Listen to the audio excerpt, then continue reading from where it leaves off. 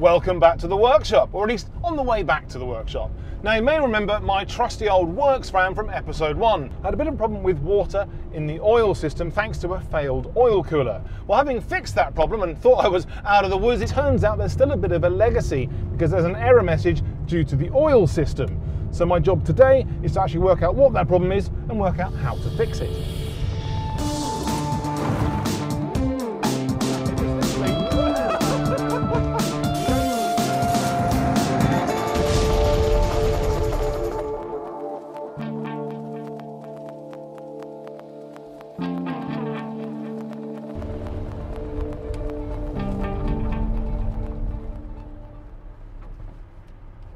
So while I'm out and about, I thought I'd plug in my OBD2 scanner and see what's going on with the van. And we've got two pretty major issues, it seems, and one not so much of an issue. So let's have a look at the instrument cluster first. Let's have a look at those issues there. Something for the ECU, or the engine control unit. And then there's another error here for the outside air temperature sensor, which is actually quite interesting because I have another issue with my AC, and I think that actually could be related to that. It's a job for another day, but that's kind of interesting. Let's go back and have a look at the rest of the stuff on the CAN gateway. And we've got a number of issues here as well. So the first one that comes up is P0522, and that error is to do with the engine oil pressure sensor. So I think that's the first place for me to look, and for that, it's to get the van up on the ramp.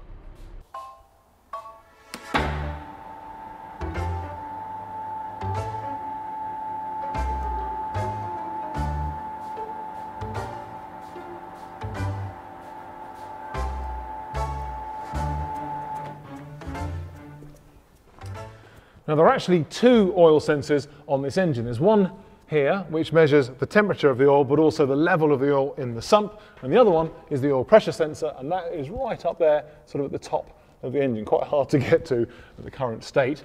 Now this sensor was the one that was swimming around in all of that coolant rather than oil a year or so ago, so this is the one I think most likely to be damaged. It's held onto the sump by 3 bolts. But before I can undo them, of course, obviously I need to take all the oil out of the sump. Now, thankfully, because I've been driving around in the van, the oil is nice and warm, but also any dirt or sludge has been stirred up and is now in suspension in that oil, so it's the perfect time to actually drop it out of the sump.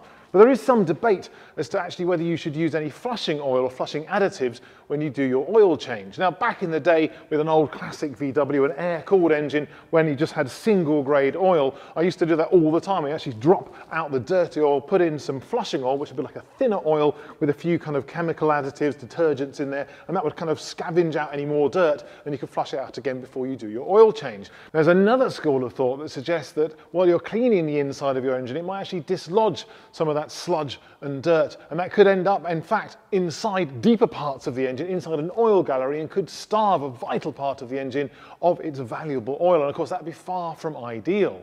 Now the sludge is actually the oil itself. It starts out as these nice long molecules, these long chains of oil, but of course because of the heat and the violence inside the engine, eventually those chains kind of get degraded down to smaller and smaller links. That ends up as sludge in the bottom of your sump. Now it's a particular problem with those single grade oils from back in the day, but with a modern engine, with its modern multi-grade oils that are very sophisticated and designed specifically to try and lengthen the life of the oil, that becomes less and less of a problem. So actually not much sludge will normally form in your engine. Even though you've got much more extended service intervals, as long as you keep on top of the oil changes, then actually you shouldn't really find much sludge in your engine at all. Again, there are those that believe that using those harsh chemicals in those flushing treatments can actually do more harm than good. They can damage the seals and delicate parts of the engine. Now either way, when it comes to my van, the oil in this sump at the moment is actually practically brand new because I only changed it a year ago and I've barely used the engine since. So I'm not going to use any flushing agent, I'm just going to drain it out.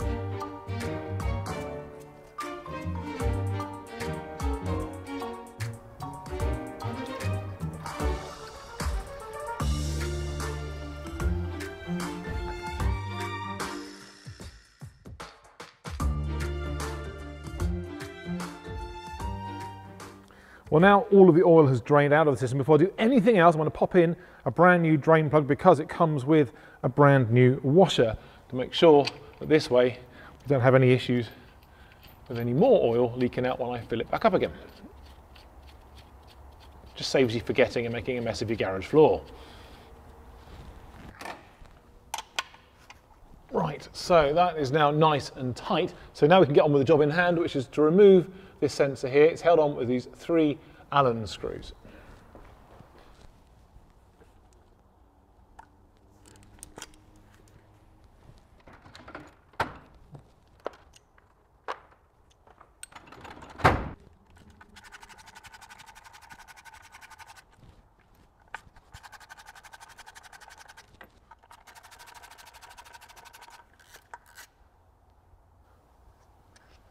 Right, well, here is our oil level sensor.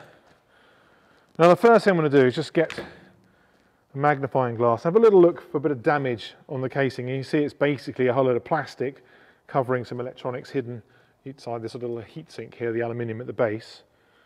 And of course your wires go in on the end there. Now, if there's any damage, it means that then perhaps oil or even the coolant that shouldn't have been there in the first place could have worked its way into the electronics and sort of played some kind of mischief. I can't see anything. There is a slight discoloration at the base, so you know, maybe the plastic's beginning to go. But the other thing to notice is there is actually 2 holes. There are 2 holes, one at the bottom and then one at the top. There's a little kind of little hood over the top of it there. And that's actually because the oil, of course, needs to flow inside this device so it can be measured. So if you can imagine when it's sitting in the sun, you've got your level of oil there, there'll be this sort of barrier between the oil surface and the air. And that actually is used like a mirror. So inside there'll be probably some kind of ultrasonic sender that will send up a little pulse, just like sonar, and it'll then, that sound will then bounce off that boundary layer and it will reflect back, and the time it takes to go up, reflect and come back down again lets the ECU know how much oil is actually in the sump. Now obviously it's very difficult to check that visually. I could potentially check it electronically, but as I say, I mean, it's very difficult to imagine that anything will actually get damaged because of course it was sitting in coolant. It's going to be swilling around the base here. Chances are, if some of it got in, it probably came out the other end. Now it might be fine, or it might actually be on its way out. So perhaps the best thing to do is get it on the bench and see if I can detect the signals that it should be making depending on how much oil's in there. Well actually, before I can test our sensor, I need to know what it's expecting at its 3 pins. We've got our little plug here. Now, obviously some of it's going to be power supply, some of it's going to be the signal out. So I'm just going to pop my positive and the far right here and put the ground in the middle. So I've set the multimeter to voltage and we've got just over 12 volts, which is good, which means that probably the other one should be the feed to the ECU. And we've got 10.95 volts, which means that voltage has got to be dragged down to ground or up to 12 volts, depending on what the ECU is expecting to see. So that's kind of interesting. So now I just make a note of that. So where the flat is, that is where our positive volts is supposed to go. Right, so now we know how to wire up our sensor. The next thing is I need kind of like a little sump. So here is a jug with a load of holes in the bottom. So I'm just going to pop that into there like so. We've got a big washer here to make sure we can clamp down on that seal. Don't have any liquids going all over the bench. And then just pop in some oversized bolts just to hold it all in place. Now what I'm hoping is I can then actually wire up our sensor and then see what happens with the signal when we actually change the temperature and also the depth of the oil in our little sump. Now what's interesting is because this sensor is doing 2 things at once, obviously it's complicated as to how it's actually going to tell the ECU exactly what is going on. So I suspect it would actually be perhaps some kind of message or a complicated signal, more complicated than perhaps just a resistance, but we shall see. So now I'm just going to do these up a little bit.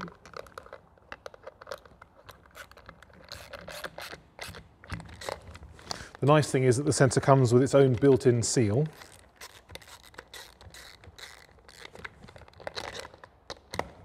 So we now have the sensor nice and securely attached to our fake sump. So now we need to wire it up. Now we know that the flat side here actually has positive going to it, and because it's going to be quite fiddly, I might just give myself a helping hand with some pliers. So little tiny pins in here. Let me get that way. Do the same on the other side.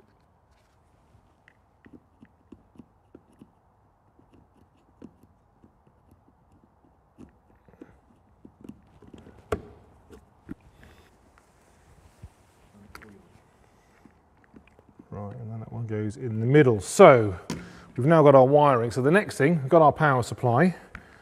So first thing, just to sort of test what would happen with the voltmeter. So if I just actually put an earth there, 12 volts here, and then in fact what we'll also do is just connect that together as well. So we've now got a common ground, and then if we now connect this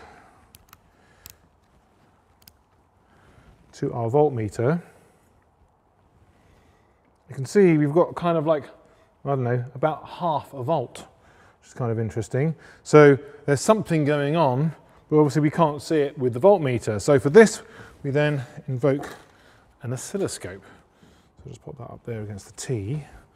So if I now connect the earth of that to our earth here, or our ground, and then I'm going to connect the end of the probe to the end there, and then we can see straight away there's actually a signal going on. So you can see the voltage we drag down to 0, so you end up with little spikes, and then you can see that the spacing between those spikes is actually different. So you've got a certain width, then you've got a slightly bigger width, and it goes back to a certain width again.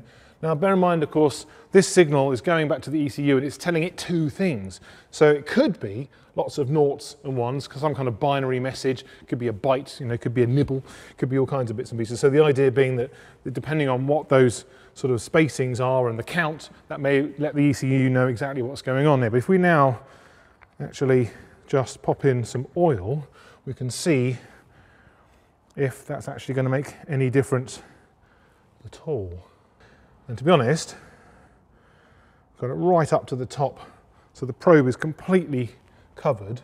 And got to be honest, I can't really tell. There are still lots of spaces, so there's a signal there, but I can't see the whole message. I can't see if that message is actually changing. So another idea, why don't we just try something a bit warmer so we can actually change the temperature. So we're going to try now, but I'll use our sacrificial tea, why not? So just pop that over there, pop that there like so, and then just lob the tea in there. Hopefully we'll get a bit of a change. Right, so now you can just see where the message is starting again. Look at that, you've actually got all the lines have kind of got a lot closer. So that's how it's doing it. So the count is obviously something to do with, or the count and the spacing perhaps, is to do with the amount of oil you've got in your sump. And obviously then the distance between those little pulses is actually something to do with the temperature. And that's how the ECU knows what's going on. Now, looking at this, it would seem that the sensor seems okay. And as I was saying before, it's a kind of a sealed unit. It does have access for the coolant and slash oil that might have been flowing around it. Now, we know from the error code that the oil pressure sensor is probably failed. And that may well be due to the coolant that was flowing around some of the oil system. Now, this seems a bit more robust as a sensor, but again, what if it's been damaged? Now it's out. Maybe I should just put it back in a brand new one just to be on the safe side. After all, it is only about £50, but it's quite interesting to see how these things work.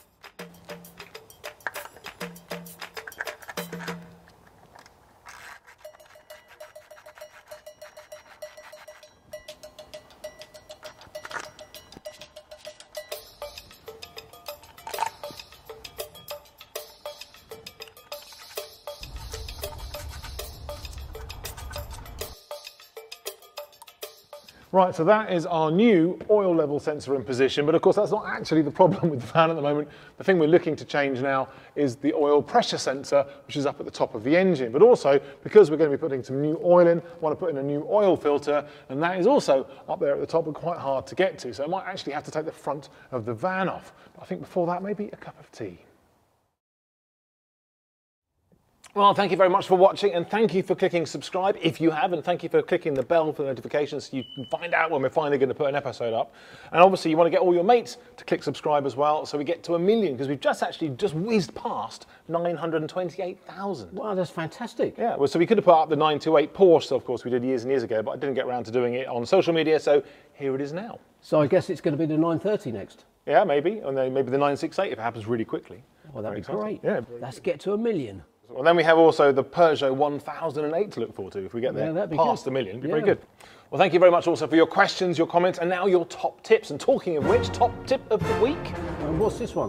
Now, this is all about your last top tip, actually. So remember with the caliper, and you have to push the piston in and make sure you do one side at a time. And then pump the piston back, yeah. Yes, well, I've got... So don't overflow the reservoir, yeah. So this week's top tip is from a Martin Sims. Just watch the show, and Paul's tip on changing brake pads, doing one side at a time. Yep. When pushing the piston back, a good tip that he learnt is to crack open the bleed nipple, then the piston will push back much easier and expels the old cruddy fluid in the caliper instead of forcing it back up the system, which can invert the seals in the master cylinder and cause it to leak. Top tip. Yeah, I mean, it's a good thing. Only one problem with that is obviously if you do undo the nipple, depress the brake pedal so the fluid comes out, then what you need to do is make sure you tighten the nipple up before you take your foot off the pedal, otherwise you're going to draw air into the system. Okay. So that's one thing I think Paul is accepting your top tip, Martin, but then he's sort of raising it a little bit. So you're technically, you're bleeding the brakes at the same time because you're getting any debris or air out of the system. Yeah. Okay. But obviously it's imperative that you tighten the nipple up. Otherwise you're going to end up with really before soggy you brakes. take your foot off the brake pedal. Fair enough. No. Okay, cool. Well, good question. That's good. I have another top tip. Well, I think it might be just advice, really, or maybe a plea, perhaps, from Kenneth Ring. Edit out that horrible high-frequency sound of the laser. It's been ringing in my ears for hours afterwards, possibly even days. Well, that's a fair point, actually. Yeah, I think I can still hear it, actually. Yeah. That was quite annoying, especially doing it for sort of 2 shows in a row. But it was a lot of fun, and it did clean the chassis, which is rather exciting. And it did also cook quite a lot of interesting foods, too. So that was quite fun. Steak and chips. Yeah, exactly. How was that, by the way? Very tasty. Now, we've got a question here from patron Scotty Williams. Thoroughly enjoyed last week's episode, Ed. In regard to the laser, are there any perishables or consumables that need to be replaced over time, or does it just keep going and going with zero maintenance? Well, it's actually not far from zero maintenance. I think the only thing that you need to replace every once in a while is the little lens on the front, very front. And of course, actually also you might go through a couple of little sort of swabs and a little bit of alcohol to keep that lens clean, because if you don't, then it starts to cook, because of course the laser is then cooking what's actually all the dirt or dust or whatever that's on that lens rather than what's in front of it. So that's the only thing really that you need to replace, I guess, unless you're very careless with it, in which case it'd be very expensive to fix. Yeah, and then the other thing obviously in the Hoover is the filters. I think it's called a vacuum cleaner, but that's well, the Hoover, the vacuum cleaner, extraction unit, you change the filters. That is true, actually. I don't know whether you can just clean them or you can wash them or whether you would just have to replace them. I think just replace them. Fair enough. There we go. So there's 2 things. Well, that's good. Good question. Thank you, Scotty. Thank you. Now, we've got another question here from patron Alex Ferris. Wondering if you need to put an anti-rust paint on the chassis after the epic laser treatment. Got a further question to that from Gary Stewart. And hi, Ed and Paul. Firstly, huge thanks for bringing such fantastic videos each week. Thank you, sir. Thank you. May I ask, please, to ensure the inner parts of the chassis are treated, will you dip the chassis and then get it galvanized or use some other form of treatment? Please, massive thanks to you and Paul. So that's a very good point, actually. So it's a very, very good thing to mention and to bring up, because of course now the outside of the chassis is nice and rust-free. Obviously the inside is still very much full of dirt and probably rust too.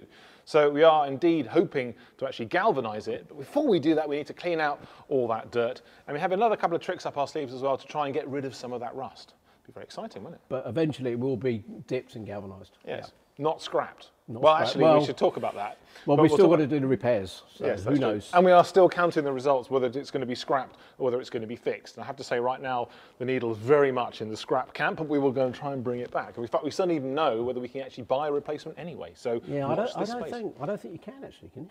Well, we'll find out soon enough. Now, I have another question here from Rick Painter. Really enjoy all your shows. Just a quick question. When you built your battery pack a while back, the modules you used, were they Nissan Leaf or Renault Zoe or another make? Keep up the good work. Well, that's a very good question, actually, Richard. So we used these little chaps here. So this is actually from a Nissan Leaf. It's out of the 23 kilowatt hour pack. So they are quite sort of second-hand, if you like, and also not that brilliant on capacity, but they were good enough for our record. What I would recommend you can get those quite easily and quite cheaply now, but these little chaps are slightly less little. You can see actually they are, in fact, if you hold that side, You can see that they are pretty much sort of double the thickness, and these come out of the 40 kilowatt hour pack, and in fact in the same space you're pretty much getting double the energy, so I would definitely plump for these. And of course there's loads of these available on the market now as well, because lots of those leaves have been falling off the road, being crashed, which is brilliant, so we can use those. So definitely the way forward, I would say. But there we go. So now we have another question here. No, we haven't. It's bit of the week. Oh, okay. Bit of the week, very exciting. So again, sponsored by H&H.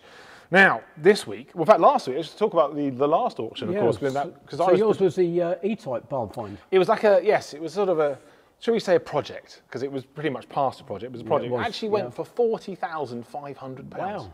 And my particular vehicle was the Jensen CV8. Yes. Because I had one, obviously, all those years ago. Many years ago. Yeah. And I think that sold for 40,500, something like That's that. That's a bit spooky, isn't it? I mean, well above, obviously, you know. Yeah, absolutely, on both of them, really. I think, so there we go. So it was obviously quite a popular auction, clearly down to us. But this week, the thing I'm looking at, actually, there's a 1967 Volvo P1800S. And the estimated price is $24,000 to $28,000. Is that a 67 or 68? It's a 67. The one we did on Wheeler Dealers was a 68. That's same colour, yeah, so it was all white and stuff. Obviously, still probably driven by the Saint or someone like him. And I mean, obviously ours. What did I think we paid about £5,000 for that and sold it for about eight and a bit. Something like that, yeah. So they've obviously come up in price since our day, which is quite exciting. But that was a nice car. Do you remember what we did on it? No, maybe fuel tank or something, I think. I mean, we did the fuel tank, fuel sender, and didn't we change the front springs and the shocks as well, yes. Shocks and the cross member. There was and then we did an unleaded conversion on it, didn't we? I think we took the head off, didn't we? Oh, maybe. Maybe had the valve seats a long time redone. ago. Yeah, it was a long time ago. Yeah, wow. And that was here though, actually, wasn't it? Yeah, I think, and I think if I remember, the guy that bought it, it was for his 40th birthday present. Wowzers, that must be about 20 years ago then. So it was a long time ago. Yeah, a long time ago. Fantastic. Well, that's great stuff. Well, so the thing about H&H Auction, you're obviously still open for consignments. Obviously, that Volvo is one of them. Was anything there that caught your eye? Yeah, 2002 Bentley Enlarge. Oh. Lovely looking car. I think it's done about 80,000 miles. Okay. You know. And how much is that up for?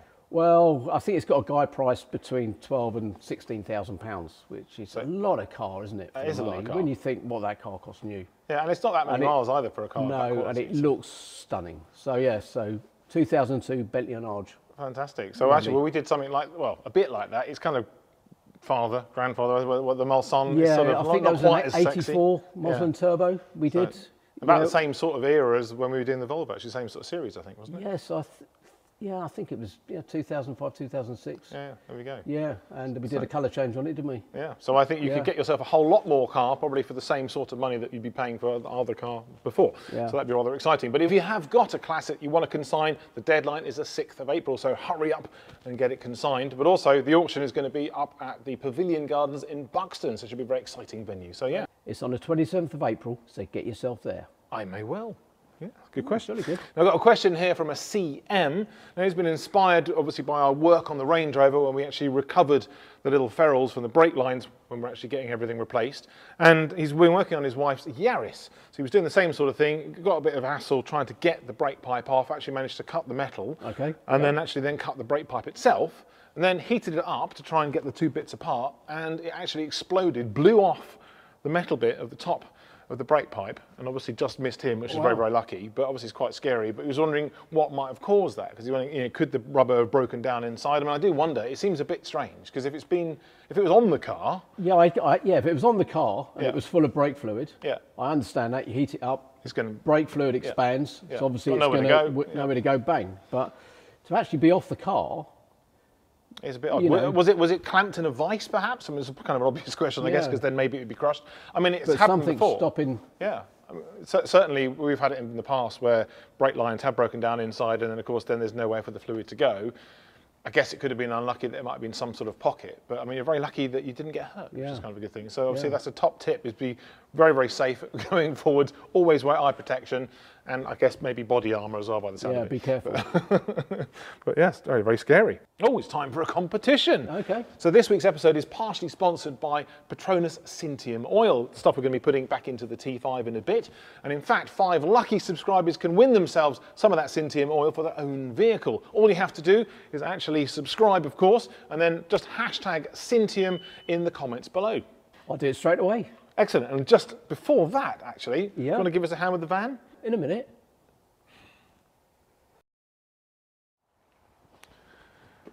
Right, so now I can crack on with sorting out our dodgy old oil pressure sensor, which is right up there, but actually not too far away is also this kind of aluminium can. That's actually the holder for the oil filter, which I need to change before I put in some fresh oil. Now they're pretty hard to see from underneath and not that much easier to get to from above, so to make my life a little bit easier, I think I'll just take the bumper off.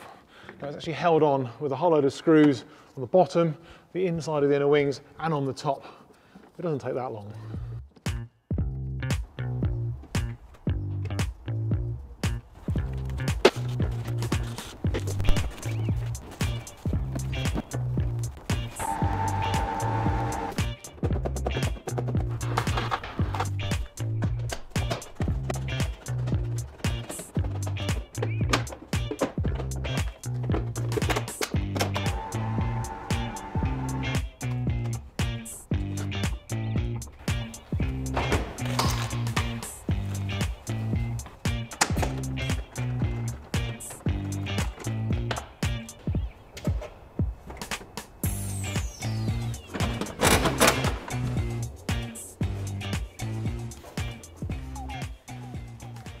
So with the bumper removed, it's made pretty much no difference whatsoever. But the good news is I can now get to the turbo intercooler, and it's the turbo intercooler pipe which is actually obstructing my view of the top of the oil filter casing. So that's actually going to get a bit of progress if I can disconnect that there, disconnect it here, and then tease it out of the way. I'll only have to undo one side because there's a little bit of flexibility here as long as I'm very careful.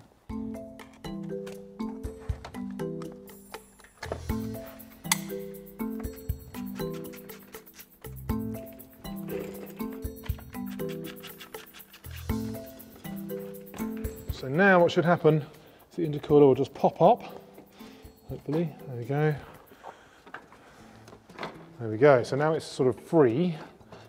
I should be able to just tease it out. Right, that's more like it. So I can now actually see the top of my oil filter housing. The little cap, it's got a 32mm sort of nut on the top there. And seeing as I've already found this and I've got access, I might as well go for that now. And then save the best to last with that pressure switch.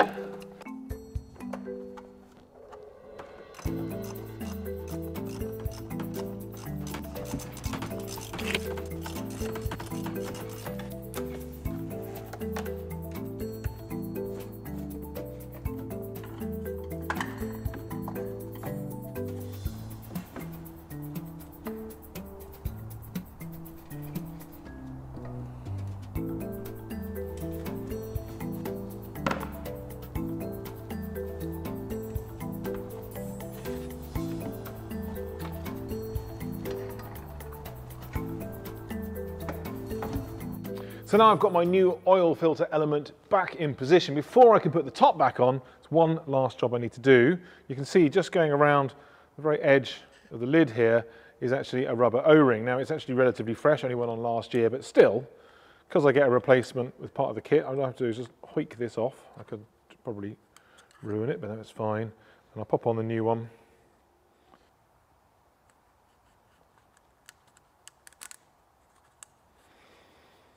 And then make sure it's all set down nicely, and then the last little bit of oil just around the top of the O-ring, so then when it's wound into position it's seating perfectly. Lovely. Right then, I'm not sure they could have made this any harder.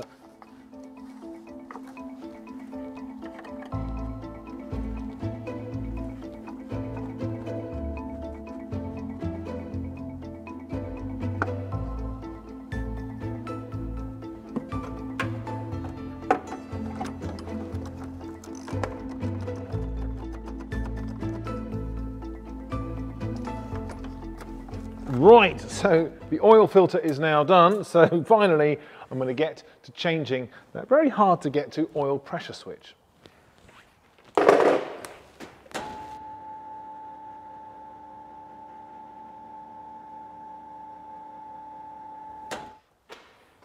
Now this pressure switch is in a very awkward position. It's just below the oil filter. If I get the AC pipe out of the way, I can just about see it. Now it has one of those kind of slightly more tricky to release electrical connectors. Once that's out of the way, I can actually just get a hex or socket on there to undo it. Now obviously it hasn't got any oil in it, but if it did, you still wouldn't get much out when you actually undo that. So this is a job you could do even with the oil in position. All I've got to do is work out how to get my full-size hands into that tiny, tiny space. Now what I'm hoping, a little bit like keyhole surgery here, I'm just going to get my pick onto that plastic connector. And there's like a little lever we have to pull off. With any luck, oh, there we go, fantastic. It'll lever and pick off at the same time, which is great. So now I just have to contrive some ridiculous contraption to get a socket on there. It's going to be what, I don't know, 22, maybe 24 mil, maybe a couple of weird links and stuff, and I reckon we might get enough purchase on there to actually get it out of the block. Getting the new one in, whole other story. Here goes. It's quite tricky. Now I seem to be suffering from a slightly floppy UJ. That's not quite, no, maybe, nearly. No. Okay, so I'll tell you what. What I might better do is I've actually just put a little bit of heat shrink just on the joint here, and hopefully that'll give me a bit more stiffness. I might better get into the right place. So if I just pop that over there, over the adapter a little bit.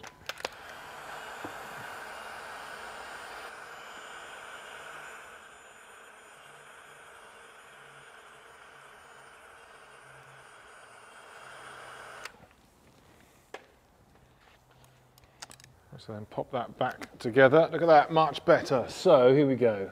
Up there. Still got a bit of resistance from all kinds of things in the right or the wrong place, but yeah, hopefully.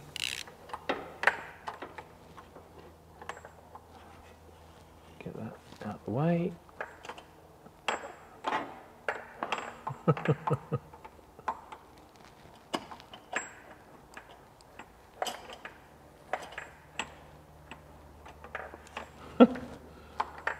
So close, but there's so many things. Oh, that's nearly good, nearly good, nearly good. Right, let's try a little bit of extra assistance still.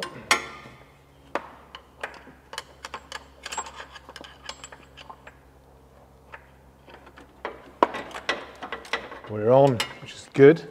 So now, oh.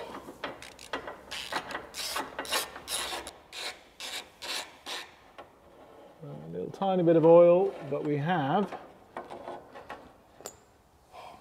got a little pressure switch. So there is our culprit, but it looks kind of fine. So I think what would be quite nice is to actually give it a test and to see if it's actually failed. Right, so this is potentially our defunct oil pressure sensor. Now, basically how it works, quite simple. You can see there's a little hole in the end there. That's so that the oil from the galleries inside the engine can access a diaphragm, and that diaphragm in turn sort of operates some kind of switch, either to turn a contact on or off, depending on the era of switch. So the really early switches back in the day would have actually been normally connected or normally closed. So the idea being that then, you know, when you actually turn on your ignition, you've got some power feed going from the ignition through a light all the way down and earthing through the switch where there's no pressure because the engine's not spinning, then the light would come on. As soon as you start the engine, you build up the pressure, the light would then go off. Now weirdly, on modern vehicles, switches like this are now actually normally open. And basically, other than that, they all work exactly the same. The only thing I can imagine is that if you were to leave the wire off when you'd serviced the vehicle or worked in there, because they're quite hard to get into some of these bits and pieces, then the brain would be able to pick that up. And of course, it's probably much more likely than the parts actually failing. But to that end, we should see if this is actually working. So what I've done, I've got myself basically an oil gun, which is like a grease gun, but for oil. And then I've just got a little gauge on the end here, a little pressure gauge. I'll screw that into the end. And then I've got myself a light bulb, so I'm going to connect one end to the switch itself. There's one pin in there. The rest of the switch is actually done using earth. And then I can now connect up positive and negative. So now theoretically, when I now pump this up, we'll see the pressure gauge. Now this particular switch is supposed to operate at half a bar, or about 7 psi. So here we go. So I'm going to slowly build up the pressure. Any second now. Ooh, okay. So interestingly, yeah, it's way past where it should actually turn on and off. And as you can see, it's still not actually connecting. So there may actually be something wrong with that switch, which makes sense because that's where we're getting an error in the ECU. So just to make sure that we're actually not going completely wrong, I'll put on a new one and just check that that does actually work.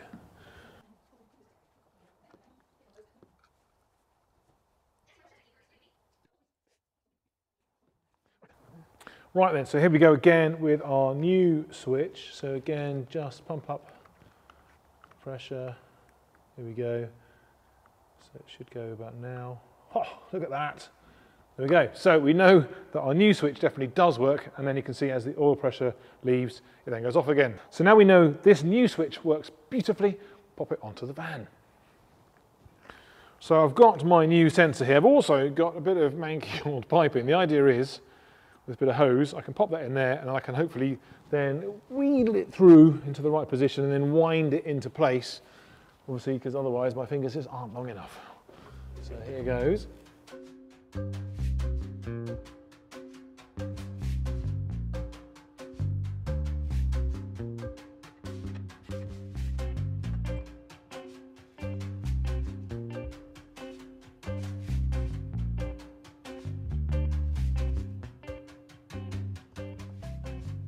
Just double checking that that connector is in position, which it is. So we now have our new pressure switch in position. We've got our new oil filter in place. We've also got our new oil level sensor in position. So what we need now is some new oil.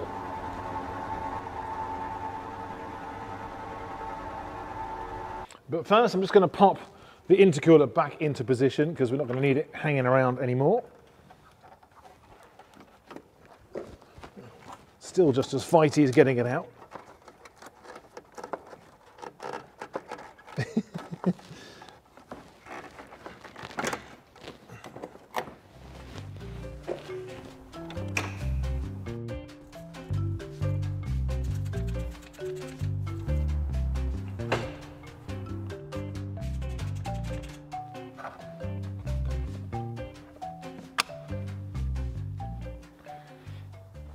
Where have you been? Well, I thought you might need this. That is actually a very good point. Because this episode is being sponsored by Petronas Syntium oil, it's a great opportunity to talk about why you should use OEM spec oil in your vehicle. Yeah, it's really important to use good quality oil as it prolongs engine life. Yes, exactly. And this little prop here is to help demonstrate the difference between using lower quality oil and better quality oil. Ultimately, it's all about how the oil sticks to the moving parts inside the engine, reducing friction, wear and tear, and obviously also a little bit of heat as well. Okay, Paul, if you could please do the honours, if you could spin around perhaps the lesser quality oil. So you can see as Paul spins it around, the oil is drawn up through the gears. You can see it's now just about making it up to the top, which is good. So at the moment, the engine, if you like, our little gears here, have got a good smattering of oil. So then, Paul, if you can now do the honours with the better quality oil, you can see straight away that oil is doing a fantastic job of coating those surfaces and kind of clinging to them. And you can also see it's being very easily grabbed around by the teeth of each of the gears, and so it's doing a really great job of coating the engine and keeping it protected. And that's really the essential difference between the cheaper and more expensive oils. That really is a good little experiment, isn't it? It is actually. And you can see the oil is still nestling nicely between the teeth on all those gears, which means next time we come to spin up our gears, they're still going to be nicely protected. Kind of got a head start, haven't we? Exactly that. So that's exactly what it's all about. Yep. Now, my van is slightly sporty. It was the 174 horsepower version. And it's not quite as sporty as the Formula One cars that Petronas develop much of their oil on. They both use internal combustion engines, which of course we all know aren't terribly efficient. In fact, even a modern car these days can't get much above 30% efficiency, which means all the rest of that energy or the fuel that's been used is just being turned into heat. And as we know, excessive heat can actually do quite a bit of damage. Yeah, it can seize up turbos, it could seize the bearings in the engine, all sorts of All kinds of things. stuff. Yep. And in fact, talking about turbos, remember way back when we did a 944 track day car? Yeah, I do actually, yeah. Well, the same day we had that chip to make it get a bit sportier, I actually snuck the van round the back and did the same thing to this. So I actually upped my 174 horsepower to 200 or 205 horsepower. So obviously now it's got all the extra power, the bangs are bigger, we've got loads more energy going on, and of course that means we've got more heat being generated inside the engine. So it's quite critical that I try and minimise any heat damage to the engine. Actually, I do remember you getting your vehicle remapped, but do you really need to go that fast? Yeah, probably not actually, it's a fair point. Now interestingly, Syntium oil has been engineered using Cooltech technology. What that actually means is it just actually reduces friction and therefore reduces heat and ultimately just improves emissions and fuel economy by up to 3%. Should we get some oil in the van? Absolutely, crack on.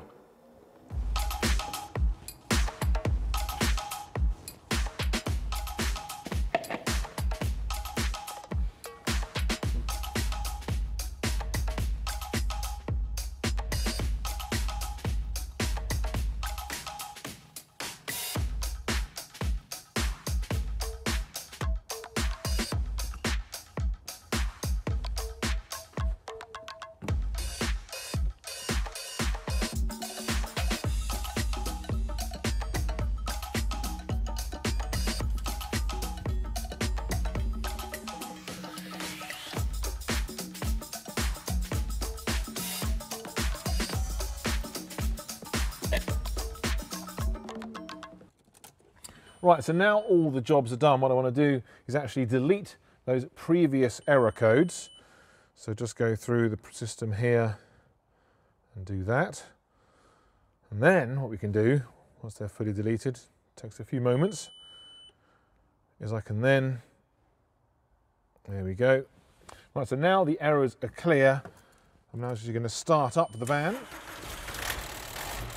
So now this way, actually once the oil's got time to warm up and stuff, I can check for any leaks first of all, but the other thing is I can now also check for those errors. Now, so it's a little bit of time to go through. Good news is, after 4%, it's only found one error, so that's definitely an improvement. So it's looking good. Right, so now we've got finally just 2 errors. The one in the comfort system, let's have a look at that. That's a new one. So internal central locking switch on the driver's side. Job for another day, brilliant. Now let's have a look on the instrument cluster. That's the same error, the outside air temperature sensor. Now that may or may not be to do with our AC problem, so we can look at that later, but yet again, another job for another day. So all I have to do now is check the engine, make sure there's no oil leaks, top up the oil if I need to, and then we're good for a bit more testing. See you next time.